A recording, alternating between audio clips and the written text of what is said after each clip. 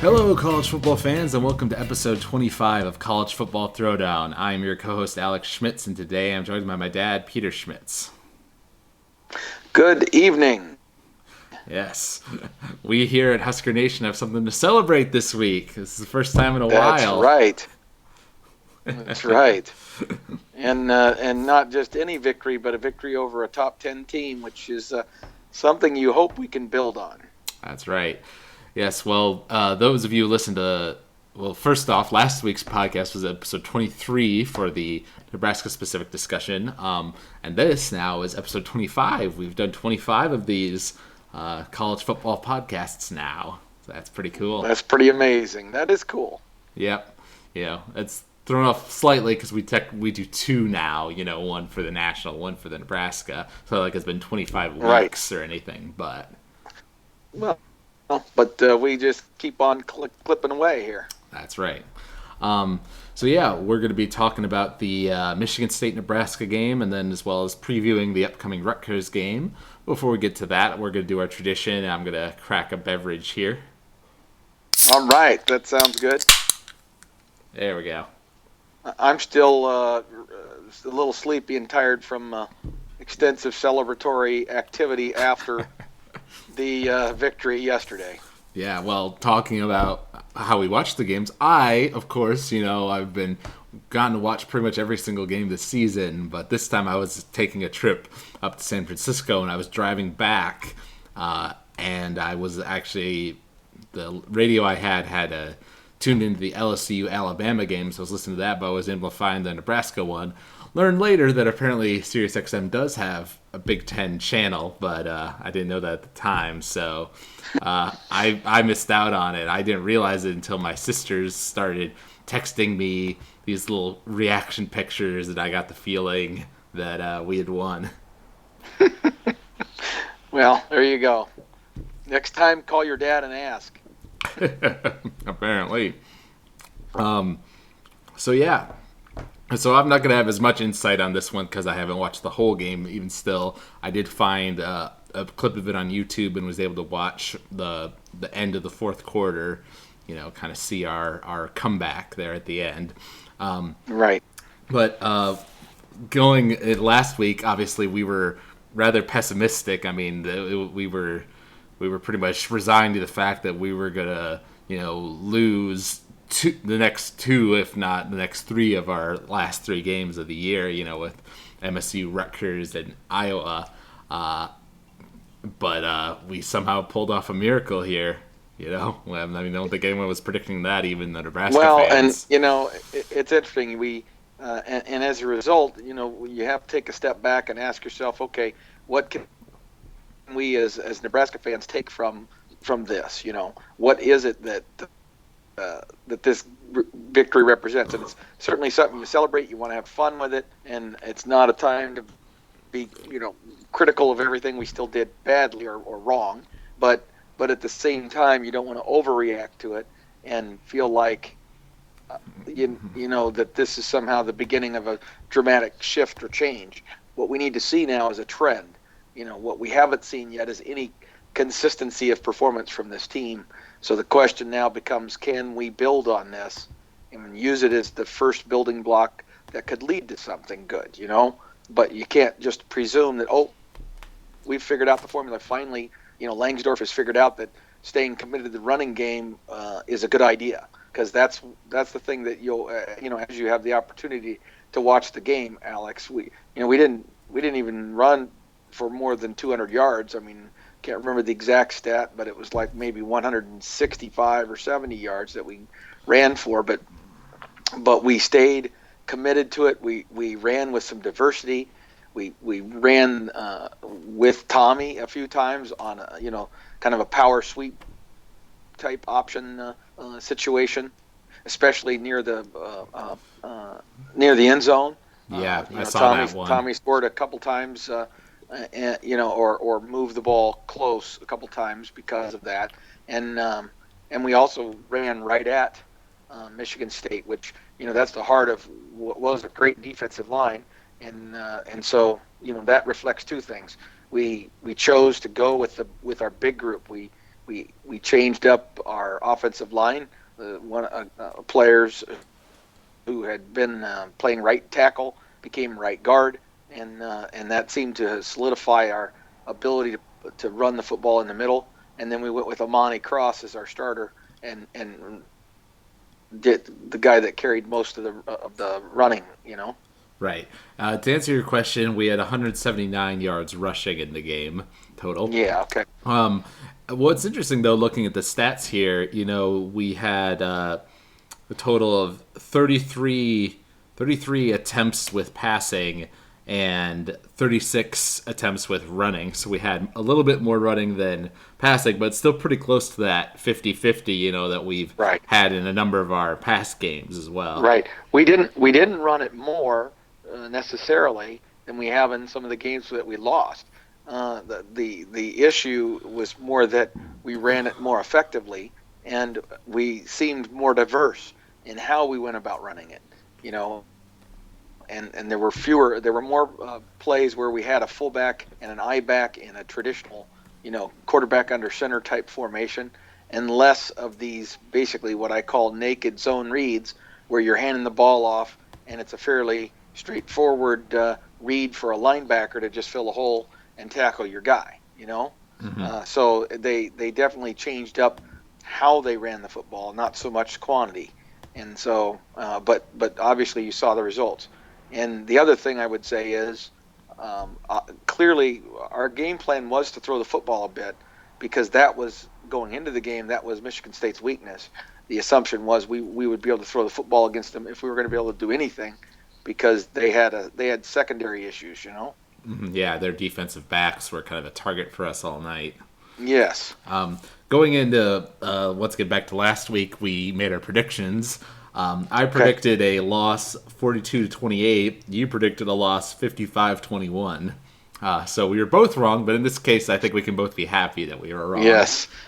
Well, here's the bottom line, and that's why I say I don't want to overreact. There was nothing that we had seen from our team that would have suggested a performance like what we saw. Now, that's the nature of sports. That's the nature of young people and the sport of college football.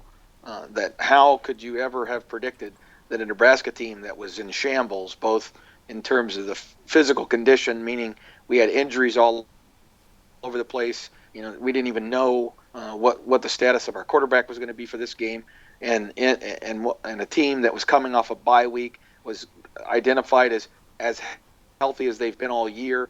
Coming into the game, and so everything pointed to Michigan State breezing through this game against us, where we were just not going to be able to stand up to a superior team with superior depth and talent across the board, with an NFL quarterback, and we're 127th against the pass in the nation. I mean, nothing says we're going to win this football game. Nothing. Mm-hmm. Yeah, well, except, the one thing we talked about last week, I suppose, was that it was a night game at home, and that we were historically good with night home games, which was a factor, certainly, and maybe part of it was also that, like you say, maybe MSU coasted a little bit at the beginning because they, kind of knew that they were the far favorites. Yeah, it could be. It could be that they maybe didn't take us as seriously and thought they were going to come in here and win fairly comfortably, given how poorly we had played. But I can't imagine that that's the case, because recall that Purdue, which, that was the horrible loss we had a week ago, was a team that, Michigan State only beat by 3 points, I believe it was. And, they were severely tested by Purdue. So that shouldn't have been any kind of they're nothing to be concerned about. That's true. But bottom line is that that's sometimes one of the negatives of an open week when you have your bye is it's hard to manage that.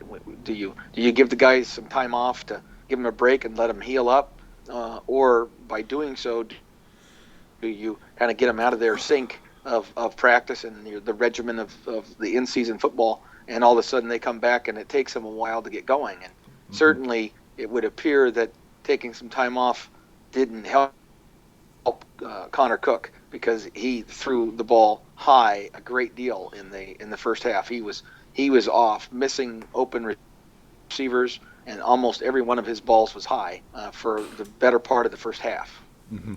Well, it's interesting too, looking at the turnover game. We threw a pick as we were like driving, gave them the ball, and then they, on that same drive that they got the ball, threw a pick, and we got the ball back. So those two kind of canceled each other out. They didn't really either result in points. But then we threw a pick right when we were about to score, so we could have been up, by 7 more points. Oh, right, exactly. No, that's true. That's true. And again, there's a lot to like about what I saw from Nebraska. I love their effort. The players obviously were responding to all the negativism that was going on in Nebraska from a fan base standpoint, and just people being down on the program, even discussion of just exactly what it would take to buy out, Coach Riley's contract at the end of the year. And as we talked about in our previous podcasts, we are on this, Mike Riley experiment for at least 3 years. This guy's going to get 3 years to try to get the thing going in the right direction. And I think if he can start to demonstrate that we're moving in the right direction, he's going to get a lot more than 3 years. But Yeah. the bottom line is he has to show some progress, and the first thing's going to be consistency. Can he now take this victory against the top 10 team? Think about that now. If I can project our dream in the future perfect scenario, we beat Rutgers and then ultimately get a week off. We allow ourselves to get healthy, and then we come back and potentially playing a top 10 ranked Iowa team, undefeated, going for the Big Ten championship game, probably already secured, and they come to Lincoln and play us the day after Thanksgiving. Mm-hmm. That would be an awesome opportunity for Nebraska to be, basically, what would that be? That would be 4-6 against unranked opponents and 2-0 against top 10 opponents. Mm-hmm. Wow, yeah. I'm looking at Iowa's schedule. I know we talked about this before, but I forgot how easy of a schedule they have, because they have Minnesota and Purdue both at home. That's their next 2 games, and then they play us. So yeah, they very easily could be undefeated coming into that game. Absolutely, and don't get me wrong, they're playing good football. They're a very sound football team, and by no means am I prepared to suggest that we're going to just walk in and easily win that game. But certainly, given our performance against Michigan State, if we could again build on this and go out and have a very effective game plan and execution against a Rutgers team that's kind of struggling, frankly, we might very well be able to put ourselves in a position to make that game on that Friday quite interesting. Yeah. Well, and just from the bit I was watching of the game, though, I mean, I could still see some of the problems with our team that we've seen throughout the year. There was on the last drive, the play before the touchdown pass was should have been a pick. The guy had it in his hands. Absolutely. So this game could have very easily, gone against us, or Michigan State, completes that throw, and kicks a field goal and wins by 2, at the end there. Absolutely. Tommy Armstrong continues to make the same errors that he's made all year, which is you can pretty much count on the fact that Tommy is going to throw at least 2 or 3 footballs a game, without proper mechanics, and he's going to throw it up for grabs. And so he just doesn't understand, or has not been able to get the mental decision making down so that he does not make that throw, that he stops himself from doing that and just tucks it and tries to get back to the line of scrimmage, or throws it to a shorter receiver, or throws it out of bounds. I mean, anything but what he's choosing to do in those situations, because he is very consistently a bad decision maker in that circumstance.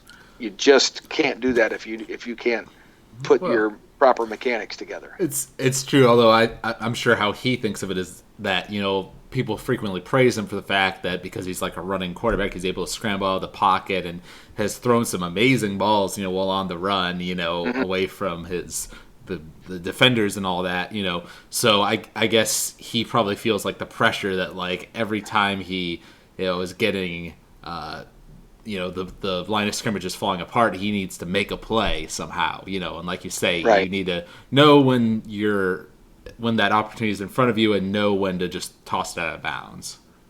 Exactly. Well, and Alex, there's a lot to be said about making the proper mechanics, or I should say, completing your delivery with proper mechanics, even on the run. There's a proper way to throw the football while you're on the run, and the other thing is you got to know whether you can physically do it or not. You've practiced this thing hundreds of times. In each case, you need to know what you're capable of and what you're not capable of in terms of how strong your arm is, and accurate your arm is. And for him, he needs to know he's got some limitations there. Mm-hmm. So, Yeah. What was I going to say? Oh, and this just brings me back to, because I know that wasn't it both the AD and the Chancellor came out in public over the last week, saying that they were supporting Riley and the team. oh yes, absolutely. I mean, that has happened. There was definitely in the last couple of weeks some statements of support and all that, and that's great. But Yeah. again, Because I just want to reiterate that when you look at our season up to this point, the fact that we've talked on and on obviously about the issues in our secondary on defense, and then the focus on the passing game at the expense of the running game. The offense has lost us a lot of these games, but the fact that even with that liability, basically, we've still been in almost every one of our games. I mean, if you had told me that we were going to be -4 in turnovers against Purdue and that we'd only lose by 10 points, I'd probably be a little bit shocked, right. So when you look at it from that kind of perspective, it makes you realize that we have been close this season. We've just been failing the fourth quarter. We've done terrible in the fourth quarter except against Miami. Throughout most of our season, we've kind of fallen apart a little bit at the end, and that messes us up. We weren't able to close out. So if Riley is adjusting with the offense and Langsdorf and stuff, then maybe we're seeing that slow kind of move towards getting over that hump, because if we can get over that hump, we can beat those teams that we lost to by 2 points and stuff. You're right on, Alex. I agree completely, and so that's what the interesting takes will be as I look to the Rutgers game next week. Is can we put together another game with the same level of intensity and focus as we had in this home game against Michigan State, and if we can, then I believe we have a reasonably good chance to beat Rutgers. And if we do, then we'll take the next step at that time. But bottom line is, now the door is back open for us to potentially get the 6 wins and be eligible for a bowl game. And I will tell you, we'll get a better bowl game than our record of 6-6 would indicate for the reason you just said. Bowl committees who have choices are going to be very enamored with a Nebraska team, which number one, it's Nebraska, and they always travel well, so our reputation will help us. And then number two, they're going to look at a team and say, okay, this is a team that finished with a 3-game winning streak, including 2-0 against top 10 competition, and is trending in the right way, as well as those close losses. So they're going to justify that this team is, whatever it was, 13 points and less than a minute away from being a 10-2 football team. So we'll go ahead and have them match up with this other opponent who's 9-3 or even 8-4 versus us getting a lesser bowl. So I mean, if we can just get to that 6 wins, I think we'll get a pretty decent bowl destination. Yeah, if we could pull that off, that would be interesting. Yeah, I feel like personally, in terms of the Rutgers matchup, I feel like if we I mean, if we play the way we're capable of, as we saw in the MSU game, I think we beat Rutgers. Although the fact that, like you say, it is away, we won't have Right. that nice loud crowd helping us out Exactly. might be a factor. Well, and Rutgers, it's going to be interesting because Rutgers, their season, their record hasn't gone all that great. But of course, what happens this week? They get their best player back. Their best player didn't play against, Michigan or Ohio State, but now he's going to be back in time for us. So that's one of those things that really always irritates me is people start doing comparative scores, and Rutgers is a very different team when they don't have their best player than when they do. Much like we've taken a huge hit by losing Demorne Pearsonell. Right. Oh, for sure. Who is their best player? I didn't know. His name is Carew. He's a wide receiver, and fairly widely regarded as likely the best wide receiver in the entire Big Ten conference. And he's just a difference maker. Every time he plays, it seems to totally change the dynamic of Rutgers' offense. And when the games that he's played this year, they've played really well. The games that he hasn't played, Rutgers seems like they just don't have much. Right.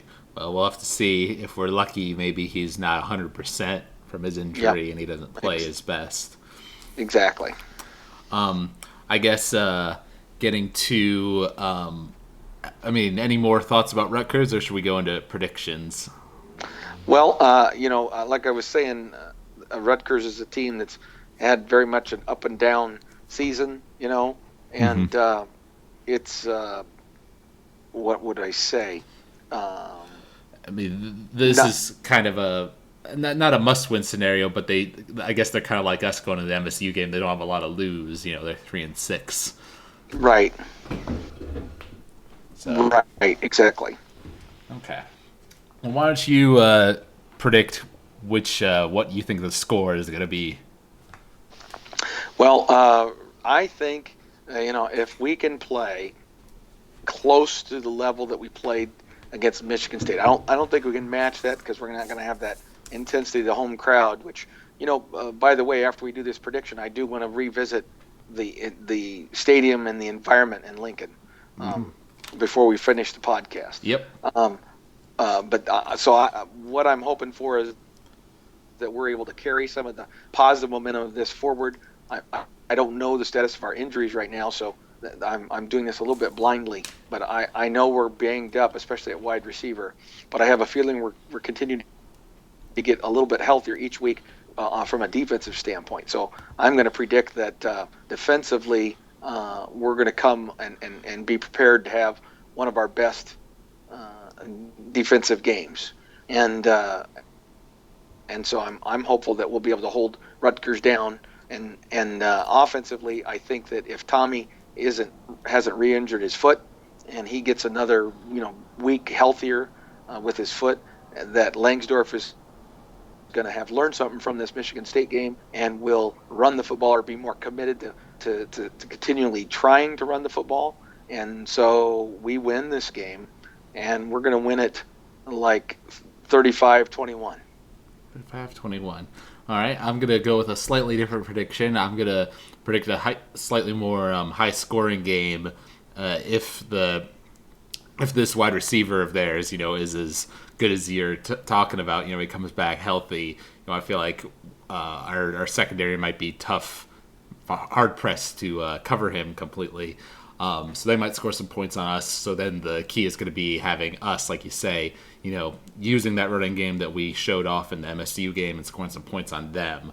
So I'm going to go ahead and predict, let's say, a 42-35 victory. Okay. All right. Well, I sure hope we can get that accomplished, boy. It'll start to matter when you start stringing victories together. That's what we both thought was going to happen after the Minnesota game. Successful Minnesota game, and that was followed up with 2 debacle games. So it's going to be interesting to see whether we can sustain anything here. Right. Well, I'd say the biggest difference between the Minnesota game in this one is, one, we played better in this one, and two, beating Michigan State, a top 10 ranked team, is a lot of a bigger deal. So I feel like if Riley can turn that around into spirit for the guys, that would definitely help. One point I wanted to make here too, I just remembered it, is that because like even us, we were pretty down in the dumps last week, after that tough loss, and not looking like we were going bowling, and so there's not a lot to look forward to in terms of the rest of the season and the postseason and stuff. So it's good on Riley that he was able to turn that into a positive fighting kind of message for his team, and clearly they came ready to play and weren't hemming and hawing and thinking about next year, so that's a good sign for me from Riley's coaching staff, I would say. It really is, and you'd like to think that a victory like this one will lead to a little bit more closeness, a little bit more buy-in, if you will, from the team and the players on the team. So you're hoping that all the guys are going to just be a little more attentive in practice this week, and they're really going to say, okay, we can still do something here this season. Because I'll tell you what, like I described, I think that there's a lot of positive momentum that could come out of a 3-game winning streak here at the end of the year, both from just a player standpoint, but also a recruiting standpoint, and ultimately reaping the benefit of being able to go to a bowl game and getting those extra 10 to 15, 16 practices, and just the experience of a bowl game for the players. All those things would be huge. And so right now, our focus needs to be exclusively on beating Rutgers, knowing that we'll have a week and a half to 2 weeks to prepare for Iowa. So you don't even have to think about Iowa right now. You just focus on Rutgers and doing everything you can to win that game, and then we'll worry about Iowa. So I think it's a little easier because of that distance and all that time you're going to have, that players won't be inclined to try to think ahead. Right. I do think that definitely helps. I mean, I'm certainly glad, in terms of looking at this as a possible streak, that our bye week comes before the Iowa game, because that's the team I'm more concerned about than I am the Rutgers game. So if we have a bye week, let's definitely have it before we play Iowa, like you say, to get healthy and all that. Right. And one thing I want to mention, and you can talk about your thing about the stadium, but there was actually a report, or I don't know what you would want to say, but something from one of the Big Ten officials.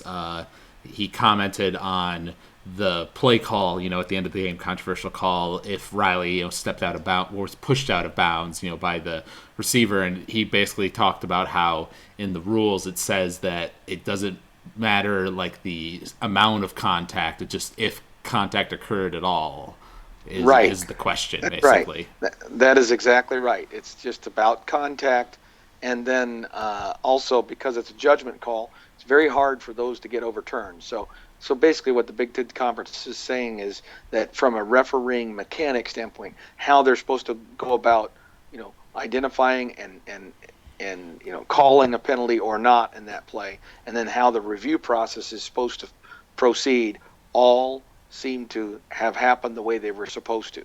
Now, you can rewatch the limited video evidence that we have and easily come to the conclusion that there was no contact at all, but you don't have the benefit of every angle to see whether or not prior to the video footage that we have, prior to that happening, that this guy didn't. I mean, the ref was right give there. Him a little shove. He saw exactly. The ref was right there, and the video that we see, there's a big angle, what we call the 22 shot from way up high, that's a little bit blurry, and you can't tell whether there's actually contact or not. The one that's from behind, where you would have it, they don't switch to that shot until Brandon Riley's already out of bounds. So you don't know what happened before that the player might have just given him a little nudge. And we just didn't see it because we didn't have the benefit of the video footage. And I think it was because of that inconclusive nature that it did not get overturned. Mm-hmm. Yep. And you wanted to talk about the kind of environment at the night game, right? Yes, and the thing was is that what I was hopeful would happen did happen, which was that the fans came ready to go and ready to give the team energy and support early, and it worked because we ended up getting out to a 10-point lead. It was 10-0, and that allowed us to stay in the game even though Michigan State started kind of taking control of things. We were able to stay within striking distance all the way into halftime. So now you got a team going in at halftime believing, hey, we can play with this team. We're right in it. We're right with them, that sort of thing. And then we come out in the third quarter, and we immediately move the ball on them. So it wasn't a situation where Nebraska was getting stuffed. You'll recall last year in the Michigan State game, for the better part of the game, Nebraska couldn't do a damn thing offensively. And it was like we were getting completely stuffed. And we were on the verge of getting blown out of the building, only to have Michigan State kind of let their foot off the gas and gave us a window to get back in it. And then DeMornay Pearsonell had some punt returns, and voila, we got right back in it last year. Mm-hmm. And so, there's a tradition here now of much like our Northwestern games where it doesn't matter how good either team might be going in. It's just inevitable that the weird things are going to happen and the teams are going to be close. Yeah, for sure. And I know we had some friends who live in Michigan who went to the game, and they were talking about how good the Nebraska fans were. And I saw some comments from D'Antonio too, where he was very kind of complimenting of Nebraska and Riley, and just saying it wasn't because of the call. We made some mistakes. We didn't play our best. That's why we lost. That kind of thing. Exactly. Yeah, and he's always been really classy that way, I think. Mm-hmm. That's right. All right. Well, thank you out there for listening to this podcast. If you enjoyed it, you can email us at huskerpete13@gmail.com. Find us online. We're at footballthrowdown.podomatic.com, where you can find us on the Podomatic app. You can leave us comments on that webpage, or you can subscribe to us on iTunes, leave us ratings and reviews there. We always like hearing from you guys. And we'll see what the Huskers can do, if this is the start of something awesome or not. Right, so, exactly. But, and I have a feeling, I have a much better feeling that there might be something. And again, I can be a lot happier with the direction that we're going if we just get a little bit of that running game commitment that I saw in this game. If I see that kind of performance and effort, then I think good things are going to happen for the football team. That's right. All right. And we're going to be doing a podcast on Tuesday for the national discussion when the new rankings come out. There's a lot to talk about this week. Some crazy games. Absolutely. There really were. It's a great time to be college football. November is going to be awesome. That's right. All right. So forever and always, go Big Red. Go Big Red.